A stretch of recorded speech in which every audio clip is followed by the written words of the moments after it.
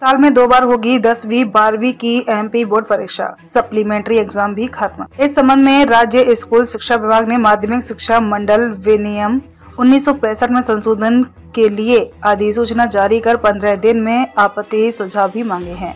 इसके बाद नियमों को अंतिम रूप देकर इस व्यवस्था को इसी शैक्षणिक सत्र से लागू कर दिया जाएगा। मध्य प्रदेश माध्यमिक शिक्षा मंडल मध्य प्रदेश बोर्ड की 10वीं व 12वीं की परीक्षा अब एक शैक्षणिक सत्र में 2 बार कराई जाएगी। राज्य सरकार ने यह निर्णय लिया है। यह भी तय किया गया है कि अब बोर्ड परीक्षा के बाद पूरक परीक्षा नहीं कराई जाएगी। पहली परीक्षा फरवरी मार्च में और दूसरी परीक्षा जुलाई अगस्त में होगी। जाहिर है कि इसके बाद जुलाई अगस्त में द्वितीय परीक्षा आयोजित की जाएगी। द्वितीय परीक्षा में वही विद्यार्थी शामिल होंगे जिन्होंने पहली परीक्षा दी है। इसके बाद बोर्ड की पहली परीक्षा और दूसरी परीक्षा में प्राप्त अंक के आधार पर वार्षिक परीक्षा का परिणाम तैयार किया जाएगा। उल्लेखनीय है कि हाल ही में केंद्रीय माध्यमिक शिक्षा मंडल ने भी अगले शैक्षणिक सत्र से 2 बार 10वीं और 12वीं की परीक्षा कराने का निर्णय लिया था। इसी तर्ज पर मध्य प्रदेश बोर्ड भी आगे बढ़ा है। मध्य प्रदेश माध्यमिक शिक्षा मंडल की 10वीं व 12वीं परीक्षा में हर साल करीब 18 लाख विद्यार्थी शामिल होते हैं। बोर्ड की अभी तक एक ही परीक्षा फरवरी या मार्च में होती थी।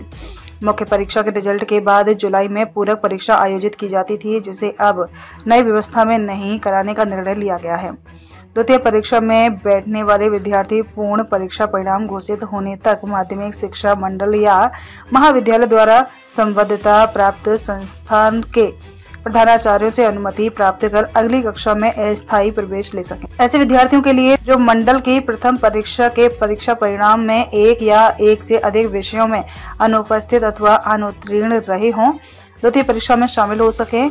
ऐसे अभ्यर्थी जो किसी विषय में उत्तीर्ण हो गए हों, वे भी अंक सुधार के लिए द्वितीय परीक्षा में शामिल हो सकेंगे। प्रथम परीक्षा में उत्तीर्ण रहे विद्यार्थी भी एक या एक से अधिक विषयों में द्वितीय परीक्षा में शामिल हो सकेंगे। प्रायोगिक विषयों में कई विद्यार्थी प्रथम परीक्षा की प्रायोगिक आंतरिक परीक्षा के केवल अनुत्तीर्ण भाग में शामिल होने के लिए पात्र होंगे। द्वितीय परीक्षा में शामिल होने के लिए विद्यार्थी को आवेदन पत्र भरना अनिवार्य होगा, लेकिन द्वितीय परीक्षा के दौरान विद्यार्थी द्वारा प्रथम परीक्षा के लिए गए विषय में परिवर्तन की अनुमति नहीं होगी।